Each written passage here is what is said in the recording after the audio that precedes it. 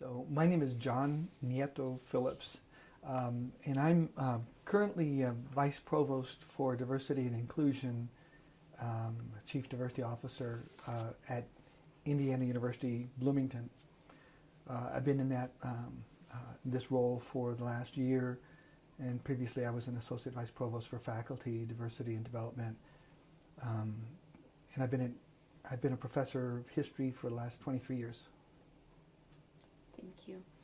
Tell us about your most recent projects or one that you are excited about. Well, I can talk perhaps most fruitfully about my administrative work because although it's not it's not a scholarly project per se, I think it has an impact on higher education, on education broadly speaking, and on the kind of work that I'm interested in the history of education. So perhaps I'll start with the most recent work that I've been doing. So in this capacity as Chief Diversity Officer, I oversee a team of 12 directors of various academic support programs, as well as 3 Associate Vice Provosts who work with student diversity, faculty diversity, and institutional diversity initiatives, respectively.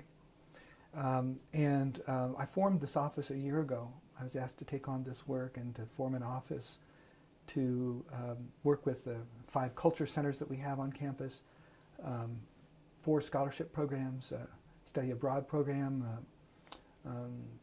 2 other academic support programs, all of which are part of a pipeline to bring more students, first-generation students, underrepresented minority students, to the Bloomington campus, and then not just to bring them, but really to ensure their success, to get them through, to make sure that they excel and that they not only graduate, but that they have many options when they do graduate. So that work on the student side of things is pretty large. The work on the institutional side is also very large, and that's working with deans, with chairs, with search committee members in trying to raise awareness about best practices. How can we bring great scholars who are from underrepresented backgrounds, how can we bring them to campus, and not just bring them to campus, but retain them and create a climate in which they can thrive, an inclusive climate. That's the work that I'm doing now, and I probably could go into detail about different aspects of that work. Very fortunate that the provost that we have has provided the wherewithal, the funding, and also her position, her authority to really help to bring about some change.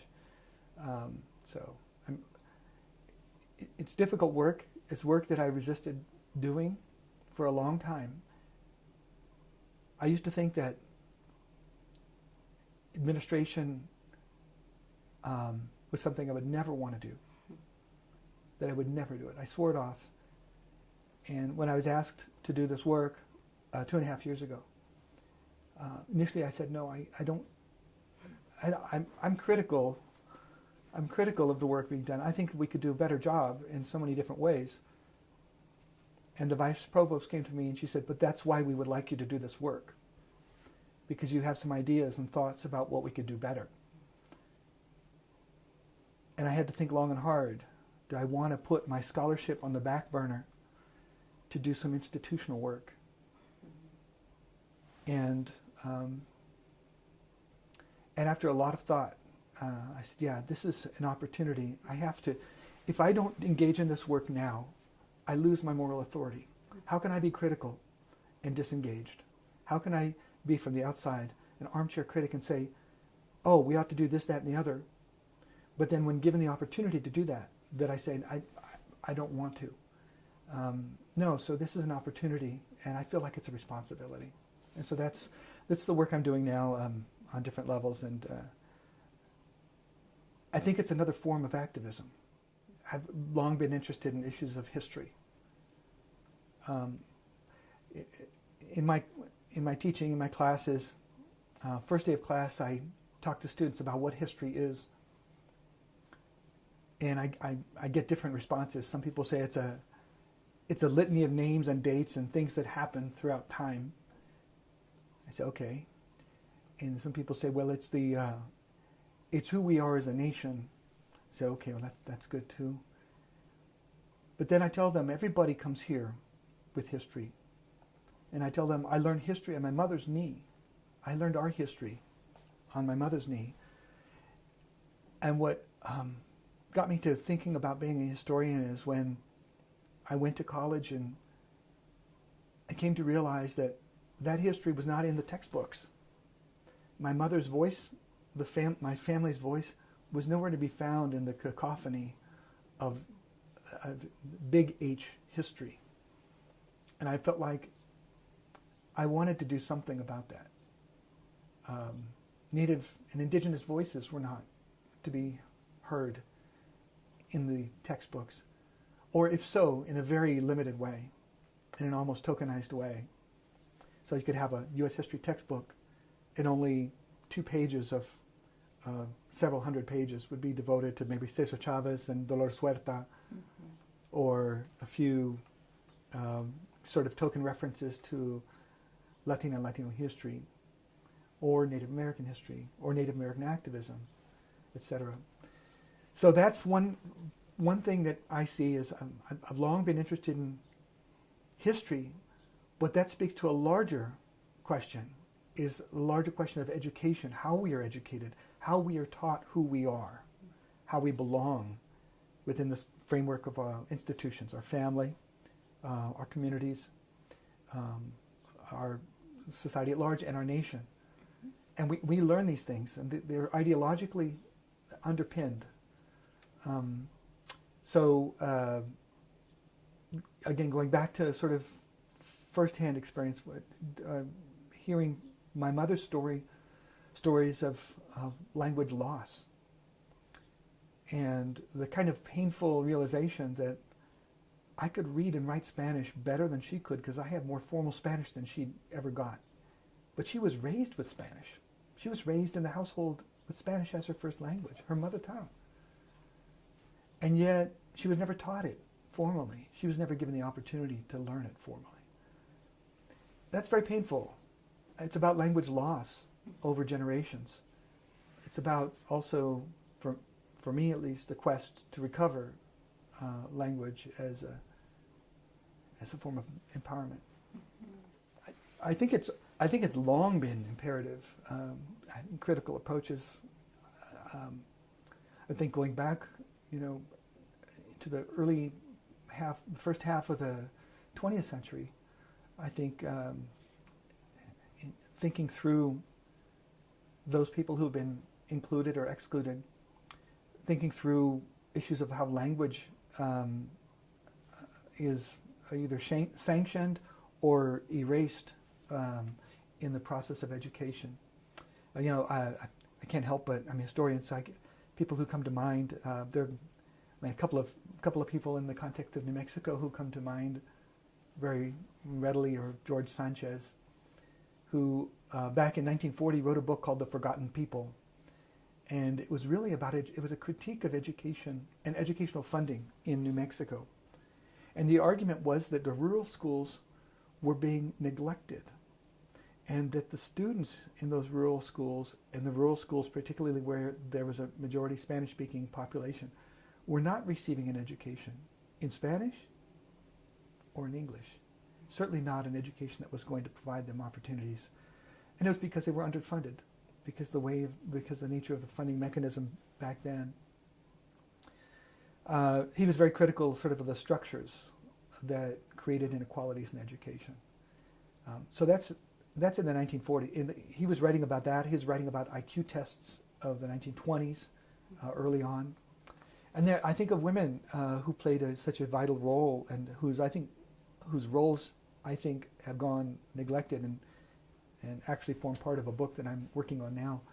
But Nina Otero Warren is a woman in New Mexico who, in the 19 teens, was a superintendent of education, and she went on to become in the teens, 20s, and 30s, she went on to become a real fierce advocate for bilingual education programs.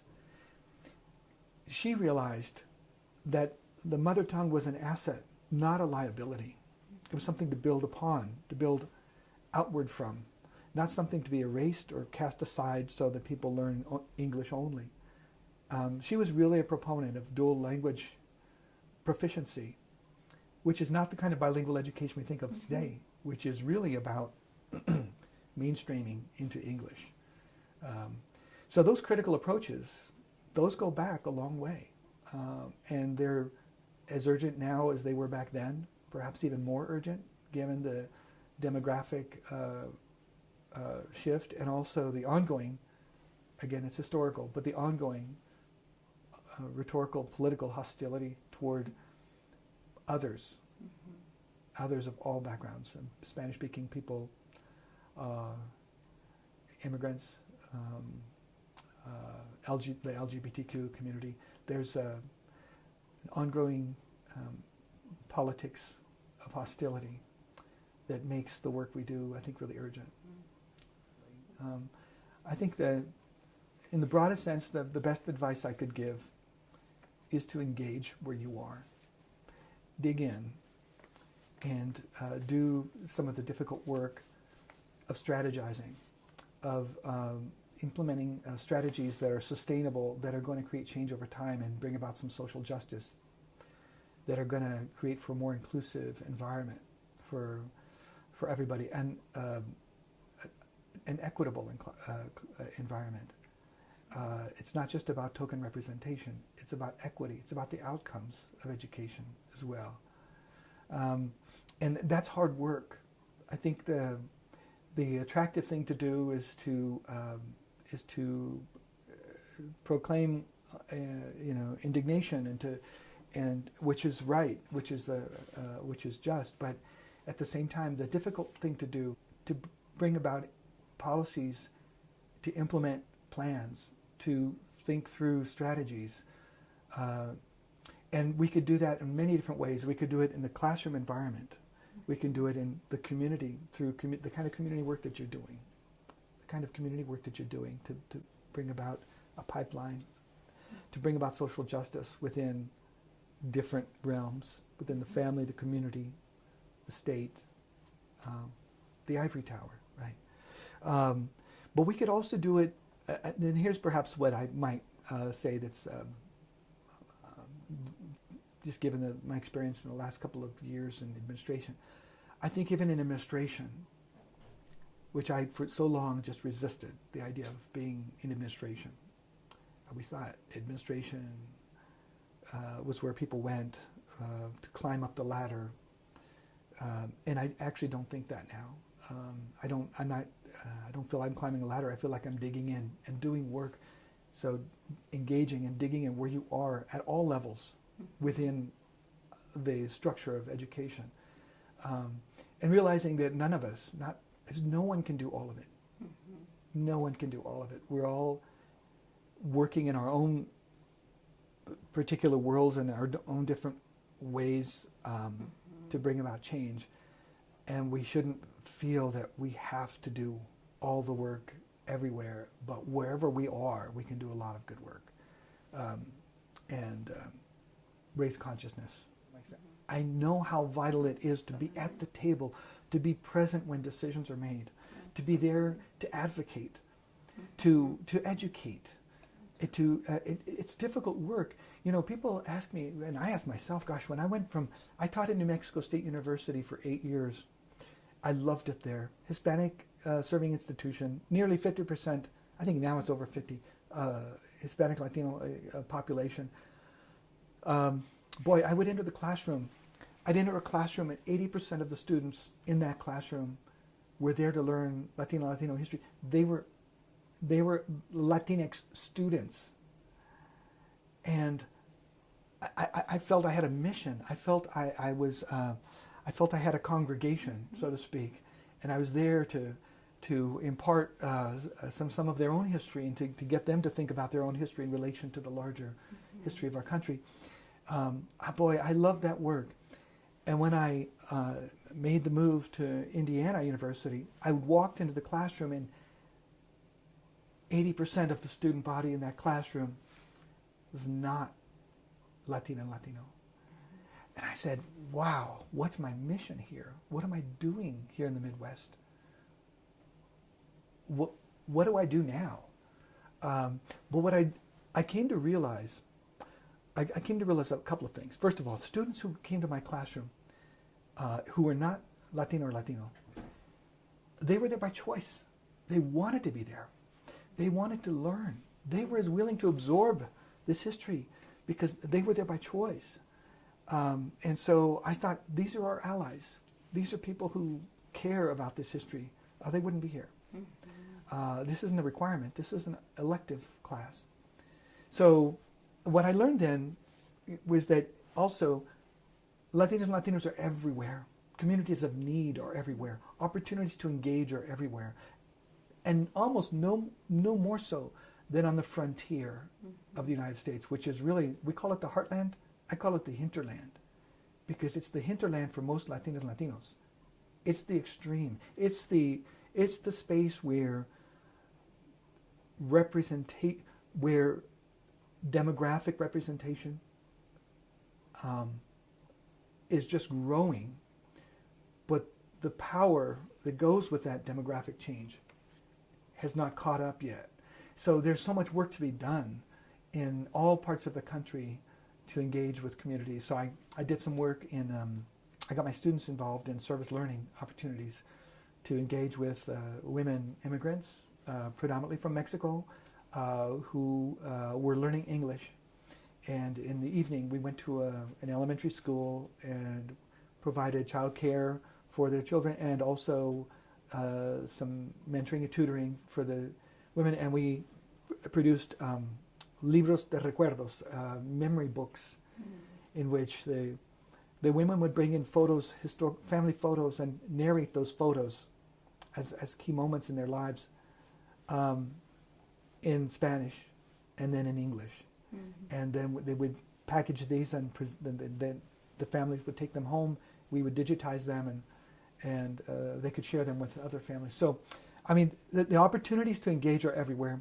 I think just because it's a predominantly white institution, as most of academia is, period, doesn't mean that we should withdraw into our enclave and say, and just take a stance of opposition. But rather, I think engagement provides us the voice at the table to be able to create some change. Well, if we had to boil it down to a word, I would say equity. Equity. Equitable opportunities, equitable access to education, a sense of belonging and value in our humanity. And I think that, you can look in so many different spheres of society. You could look at homeless populations that are completely ignored. You can look at, of course, the carceral state. There's a lot of scholarship on the carceral state, but it's not foremost in the public discourse. Foremost in the public discourse is a very fierce kind of hostility to hardworking, undocumented immigrants. That's occupying a lot of the attention in the public space. How do we bring some attention to those, to bring about greater equity, greater equality, and access to opportunity and education, and address inequities that exist in society? I mean, that's I guess that's foundational to social justice, period. Is how do we create an awakening of our position vis-a-vis our families, our communities, our society, the nation? Just as I was mentioning, it's awakening about historical belonging, right? Concientización, and this idea of waking up to power and equality, and then the hand that we ourselves have played, the ways that we ourselves have been colonized, and the roles that we play sometimes in consciously or not conscious, usually not consciously, perpetuating those relationships. And that's a lifelong process. And I think that's really just almost foundational to humanity in a way. It's a kind of a human condition of yearning to learn more. Um, Not that everybody shares that yearning, but I feel like that's the job of most of us in education, is to bring about an awareness, an awakening, and by doing that we can bring about some change. Yeah. I suppose the only message I could give, again, I hesitate to provide any advice because I think that everybody has wisdom, everybody has lessons that they've learned to share. But I think if there are lessons that I've learned for myself, is not to despair. I cannot afford to be cynical. I can be critical, but we cannot collectively afford to be cynical, because cynicism brings about detachment when what we most need to do is engage with the power structures, engage at all levels, engage politically, and engage in academic structures, engage in our communities, and so I think if there's one lesson that I've learned that I care deeply about, is to not despair, to not become jaded, not become cynical. This is hard work, but it's the work of many people, and I'm just one person.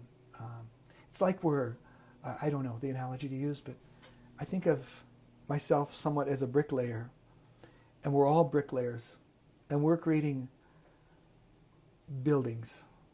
And it's not, I'll never create this building by myself, and it's not my building to own, but it's the work that we all have to do together to bring about change.